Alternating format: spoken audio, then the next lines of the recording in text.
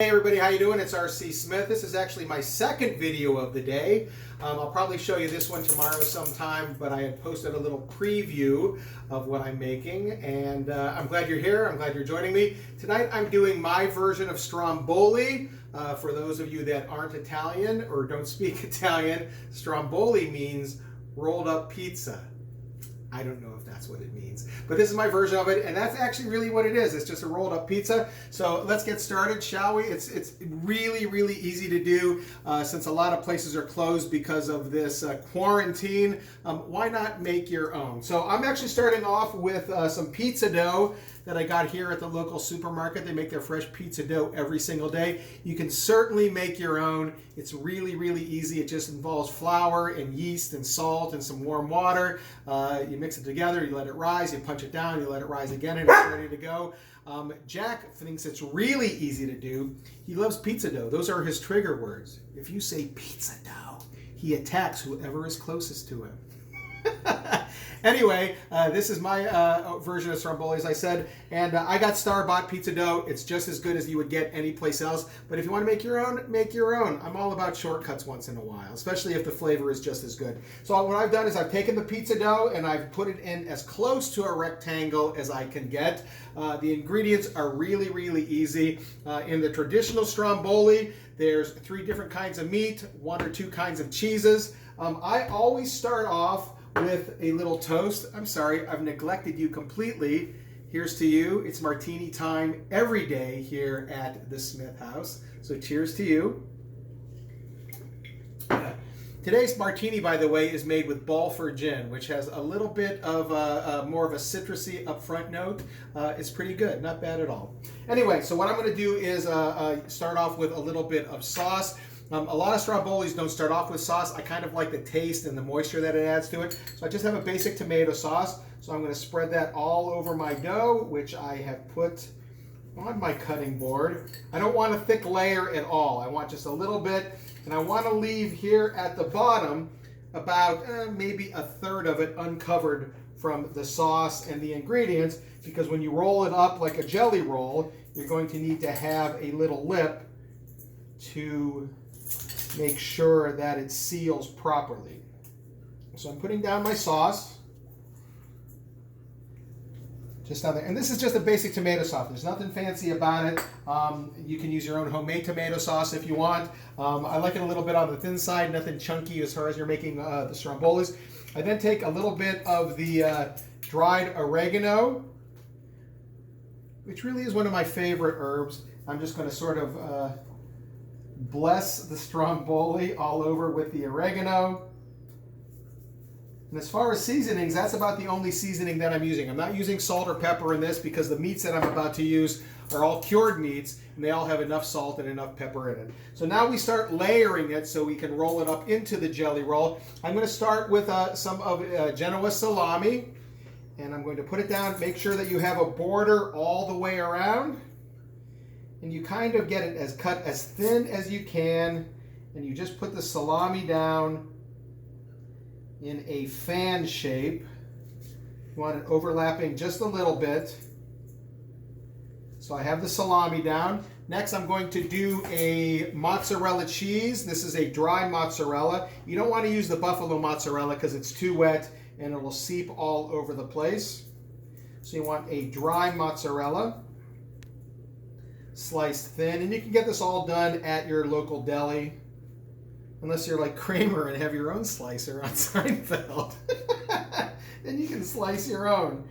So I have the mozzarella down, as you can see. I'm just going to throw that there. And notice that I've left a little border here. So far I have the salami, I have the mozzarella. And I got to be honest, I probably would have used a lot more salami if I hadn't used it in the first one, but I may have overdone the salami in the first one.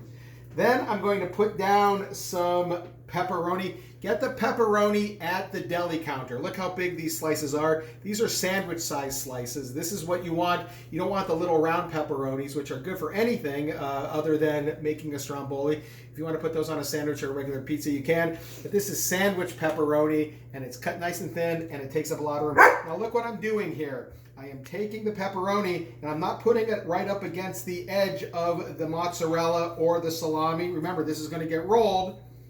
So I'm putting it down, I'm staggering it. As I look at my martini, I'm staggering. So I'm putting the pepperoni down, and I'm going to do a couple rows of the pepperoni. Might even do 3 on these because I'm a big pepperoni fan. And you just kind of want them touching a little bit, overlapping a little bit. And let's go with 1 more row of the pepperoni, being sure to leave that border around it.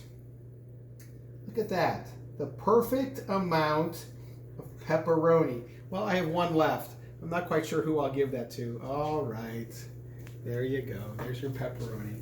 I have a pepperoni gnome that lives in my house. And if you give pepperoni to her, she eats it and then stays quiet the rest of the night. And finally, the last thing I'm going to put on is some ham. I actually use Serrano ham. See, again, another trigger word for Jack. If you say ham, he gets very excited. I use the Serrano ham. It's one of my favorite hams. And here, where I live in Southwest Florida, it's the most inexpensive of all the deli hams. It's only like maybe $6 a pound. And to me, it's the hammiest of all the hams.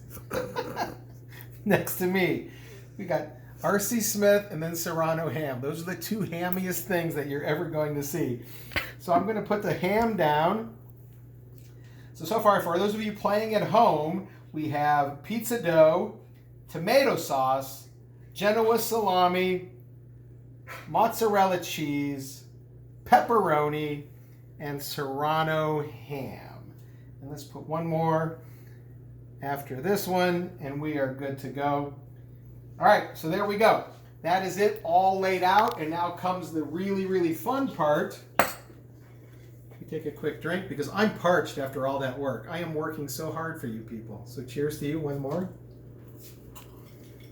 Remember Jackie Gleason? That's good. Remember that? That's one of my favorite bits. All right, so here we go.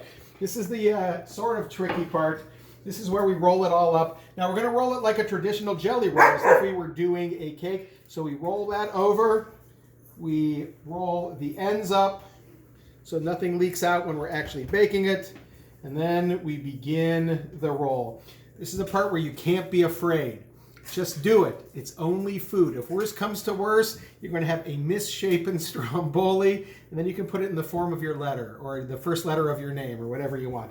But you have to roll it just like you're doing a jelly roll. Now this is where the edge hanging out comes into play. You flip it over, and this is where you can even manhandle it. You tuck it in, you give it a good roll. Now I'm going to put this on a pan. Some people use a cookie sheet. I prefer the pan with a big edge around it because once this starts cooking, it gets really, really juicy. Some of the juices leak out and it gets a little messy, and then that would drip into your stove. So this way I have it where it's not going to drip. I have my seam right up here. I'm going to take it. I'm going to drop it down right there. I'm going to tuck it in. I'm going to shape it. Look at that happy baby. Now this is very important. If you were to put this in the oven right now, it would explode. There would be lava all over the place. It would be like, I almost said Hiroshima, but that would be politically incorrect, wouldn't it? It would be like, what's the Italian place where all the lava came down and now there's statues? Pompeii. And stuff like Pompeii. It would be just like Pompeii.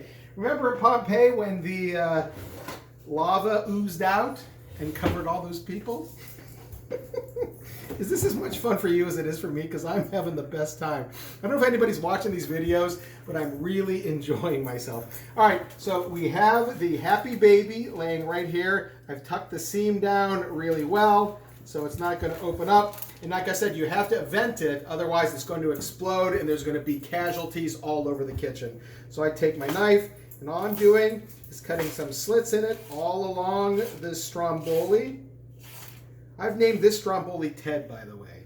So I'm going to go ahead and cut vents all along Ted. Put that down. Then I take a little bit of olive oil and kind of put that over the top because that's going to help with the browning a little bit. And you can even just take your fingers. Some people use brushes. I hate pastry brushes, by the way, because they're impossible to clean. And you got to soak them, and you can never get all the juices or all the soap or whatever it is out of it. So I just kind of use my fingers. God's best tools, by the way. Put that down just like that. So as you can see, we have the stromboli that is there. And now this is an optional touch if you want to do it, but I happen to have a jar of sesame seeds in my cupboard. So I'm going to take sesame seeds and I'm just going to sprinkle those all over the top. And those will toast in the oven, and that'll add a little bit of texture to it when you cut it and eat it. So there we go with the sesame seeds. I have my oven preheated at about 450 degrees. I'm walking over here. By the way, here in Florida, we only have electric stoves, which at first I thought I would hate, but I almost prefer the electric over the gas. They get hot really fast, and if you cook at a high temperature, like I do, I find it really, really satisfying. So I'm taking this and I'm sticking its head into the oven, and I'm going to keep them in there probably for about maybe 15 or 20 minutes. I'm going to set the timer for 15 minutes, and then we'll check it if it needs to go a little bit more. It cooks very hot and very fast. So let me walk over here. Now, in the world of television, we have what we call swap outs. You know how they go to something and they put it in the stove, and in the olden days they would go to a commercial break and come back and the dish would be miraculously done. That's because they swapped out whatever they had. They had created the same dish before and then they cooked it in the magic stove or oven and then it was finished. Well, we don't really hide about that anymore. So we did a swap out. I did this one earlier, which I posted on Facebook. I just took this out of the oven. So we have my stromboli right here. Now, I made this one without the ham because one of the people who lives in our house doesn't like ham. How is that possible? But anyway, the non-ham lover is here. So I made this with just the other meats, with the salami and the pepperoni and the cheese. And we're going to cut it open. By the way, when you take it out of the oven, let it rest for a little bit, because once again, if you cut it open, all the cheese and the sauce is going to pour out. It's going to be a disaster. So I'm going to cut this open here. Here comes what they call the money shot. And there, my friends, is the most beautiful stromboli that you're ever going to see. I might start weeping. That's a little sad that I was able to do that. Anyway, it's very exciting. This is my stromboli, and you cut it up into slices. You can serve it with a little bit of tomato sauce on the side, maybe a green salad as well with some onion and tomato, and there you have a perfect weeknight dinner. I made this about 4 o'clock. It's close to 7 o'clock right now. Is it 7 o'clock? Pretty close. Anyway, I made this 3 or 4 hours ago, so they can certainly sit without having to warm them up. Serving them at room temperature is good. You can stick it back in the oven for 5 or 10 minutes if you want to warm them up again. But that, my friends, is probably the most beautiful stromboli that I have ever made. Look, it's like in 3D. It's three-dimensional. Look at that. Anyway, thank you so much for joining me. I really, really appreciate it. It makes me happy to do this. I don't know if anybody's watching, but it makes me happy. Here's to you. Here's to my friends. Here's to my fans. Hopefully, I'll be back on the road soon to entertain you guys. But until then, you're going to have to put up with me cooking. I miss you guys. Stay happy. Stay healthy. We the people, my friends. Cheers.